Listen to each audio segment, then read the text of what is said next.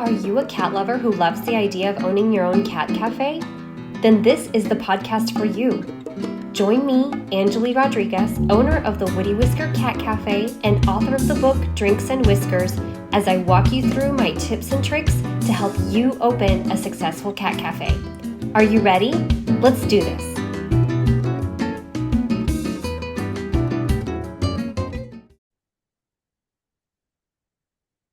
Hi, everyone, and welcome to Season 2 of the Drinks and Whiskers podcast, the place to be to get the inside scoop on what it's like to open and run a successful cat cafe. I'm your host, Angeli Rodriguez, and today we will be answering some questions from one of our listeners, Kat Thompson. Kat asks, I'd love to hear more about how you manage customer interactions with the cats. I've seen that a lot of rescues don't allow children under a certain age, which makes sense, given that small children can be overwhelming. How are interactions with children and parents managed? So this is an excellent question, Kat, and one that I've wrestled with a lot since we opened 4.5 years ago. See, I have 3 kids myself, and back when I was researching cat cafes, I loved being able to bring my kids in with me to interact with the cats. Denver Cat Cafe was one of my favorite ones to go to. However, I remember going to one cat cafe in particular that only allowed kids 12 and up to go into the cat room. This is something a lot of cat cafes do. We'll just say that. But at the time, all of my kids were under 12, and I was honestly a little bit bummed that I couldn't bring them in with me. So I paid for a 10-minute cat time at this particular cat cafe and hung out in a room by myself with the cats while my husband watched the kids outside. It was nice, don't get me wrong. Like I'm not hating on any of the cat cafes that do this. It was still a wonderful experience to be with the kitties. However, it just wasn't the same experience for me. So I'm going to give it to you straight. For me, personally, I think it's a bad idea not to allow kids into the cat lounge because your biggest source of revenue is your cat lounge admissions. So that cat cafe could have made $40, but instead they only made $5 because they didn't let kids come in. Also, number 2, your biggest market is going to be animal lovers. And a lot of animal lovers happen to be kids and parents of young children. So parents of young kids, number 1, parents of young children are always looking for new activities to do with their kiddos, especially when they're out of school. So every time the kids are out of school, like holidays, summer break, winter break, spring break, those are your busiest times. At least they're the busiest times at the Woody Whisker. But it wouldn't necessarily be that way if you didn't allow kids into your cat lounge. And also, cat cafes are a great way to help educate future generations of nurturing, compassionate human beings. And the best time to teach them is when they are young. So as a socially responsible business, this is another way for you to give back to your community.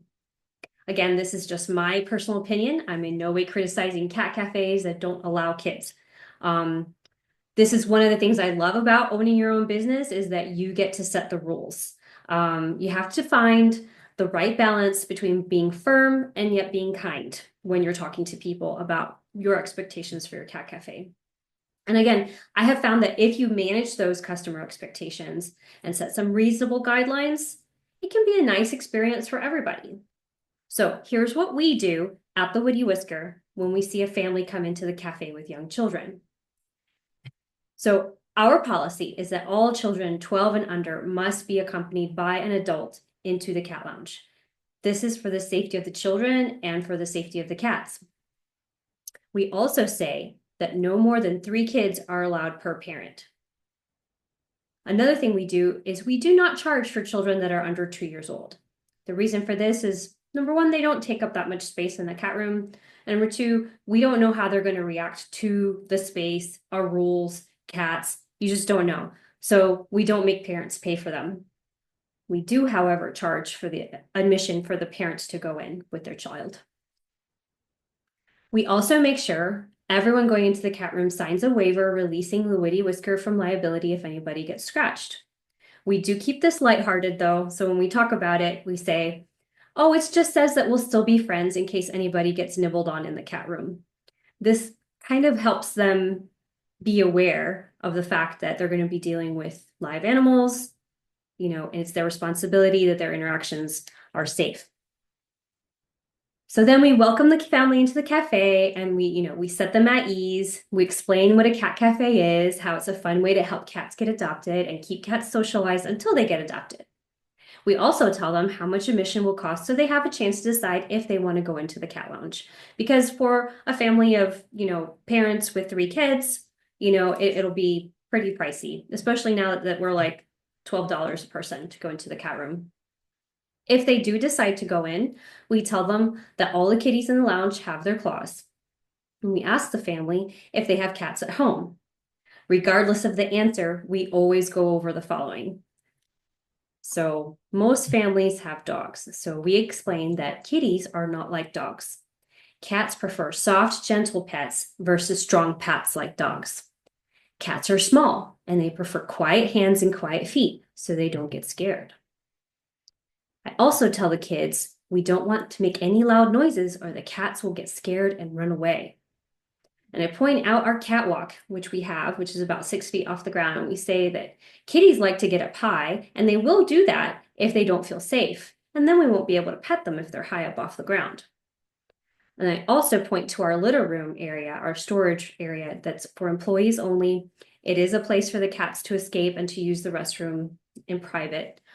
So I point out the litter room and I say, I tell the kids that they have to be nice or the kitties will hide.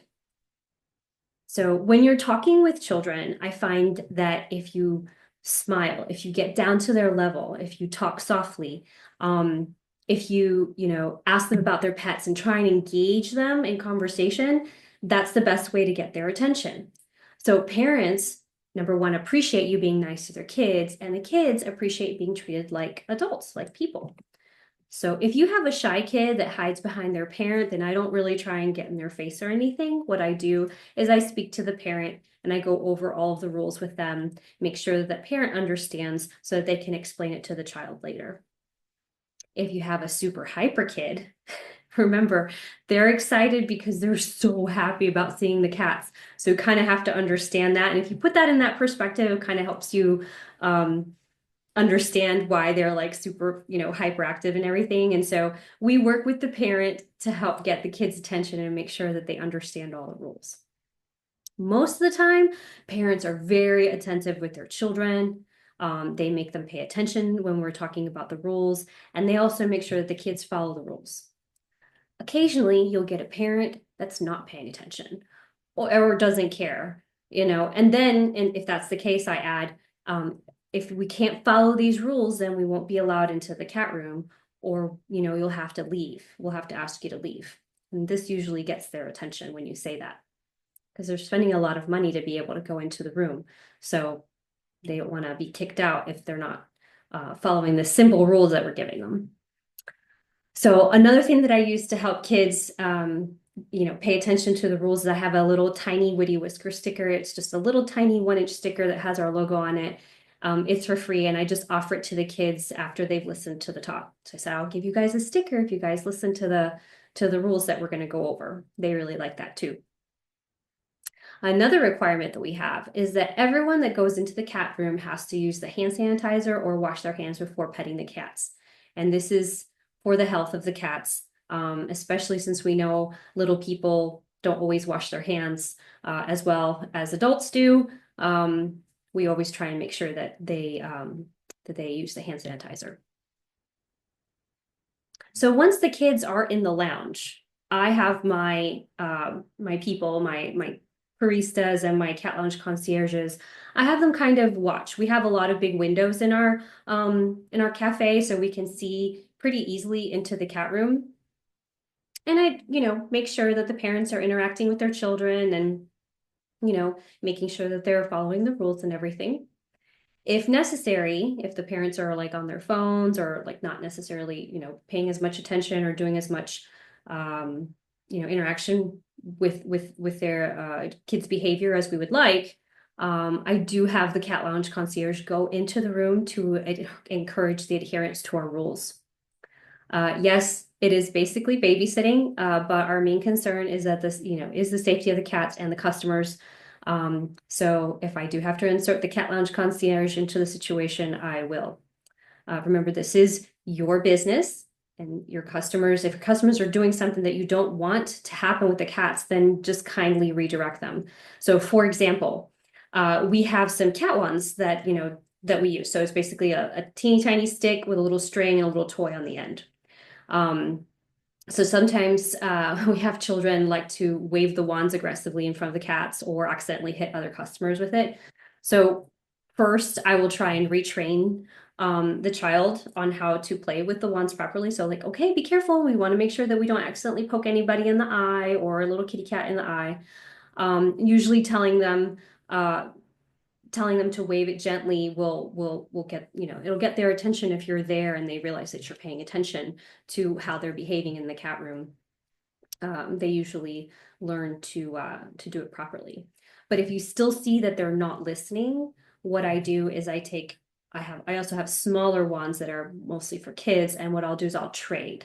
I'll take a smaller toy or I'll take a smaller wand and I'll be like, hey, how about you use this one? This one might be a little bit easier for you to play with. And they're usually okay with it if I trade with them. Another example is if they're running around the cat room or going in and out the cat room a lot. Then I'll have to have a conversation, and if the parents aren't doing anything, then I'll just have a conversation with the kid. I'll be like, okay, guys, we got to stay inside of the cat room, right? You have to decide, are you going to be inside or outside? Okay, we're going to stay here. You have so much time left on your hour, and you're going to have to stay in the room so that the cats don't accidentally get outside. And they usually understand that. But if they're running around in the cat room, I'll remind them we have to have quiet hands and quiet feet in the cat lounge. Remember, if you don't walk in the cat room, you will have to wait outside while your family finishes their time. I'm kind, but I'm firm about it, and this is usually enough to get their attention. And you need to empower your employees to do the same thing. Maybe it just comes from being a parent myself, but I usually find that if I have a firm voice and, I make eye contact with them and, I let them know what the rules are, they usually listen. It also helps that I'm the owner, so. But you do have to encourage your employees to do the same thing when you're not there. So another question that Kat had, Kat Thompson, not the cats in the cat room, had was what to do about temperamental or unpredictable cats. So this is something that I know, if I know that we have one of our kitty cats is not too great with kids, I'll let the parents know ahead of time. Anybody with small children, I'll be like, watch out for so-and-so, like watch out for Maho. They're particularly spicy today. And sometimes they like to nip, right? If you say it that way, like it's like you're looking out for their child. They usually appreciate that. They'll pick up on it and they'll pay attention. And because there needs to be a healthy sense of respect between the visitors and the cats. So if Maho, or we had a cat named Maho in the cat room, and she would sometimes, just be tired of getting petted, and, she would swipe at people. So we would be like, okay, Maho's feeling spicy today. You might want to watch out for her. And they're like, oh, which one's Maho? And we'll point her out in the cat room, and then they know. And that's it. So there you have it. This is what we do at the Woody Whisker to help set customer expectations and ensure the safety of our cats, and also make sure everyone has a good time. I hope you found this episode helpful, and I loved getting this question from Kat. If you have a burning question about cat cafes that you want answered, please feel free to reach out to me at Angeli@woodywhisker.com, and I will try to record an episode of it. Remember, I'm also available for one-on-one consulting calls. So if you need an answer fast, you can contact me and we can set up a call to chat. And all right, my friends, that's it. So now it's time for you to get out there and start your cat cafe dream. Until next time, how will you warm hearts with a drink and a whisker? Thank you. Thank you so much for listening to today's episode of the Drinks and Whiskers podcast. If you enjoyed it, please take a moment to like this episode, subscribe, and leave an honest review. If you want more information, you can purchase the Drinks and Whiskers book right now on Amazon.com, or you can reach me at Angeli@woodywhisker.com. Now it's time to get out there and start your cat cafe dream. How will you warm hearts with a drink and a whisker?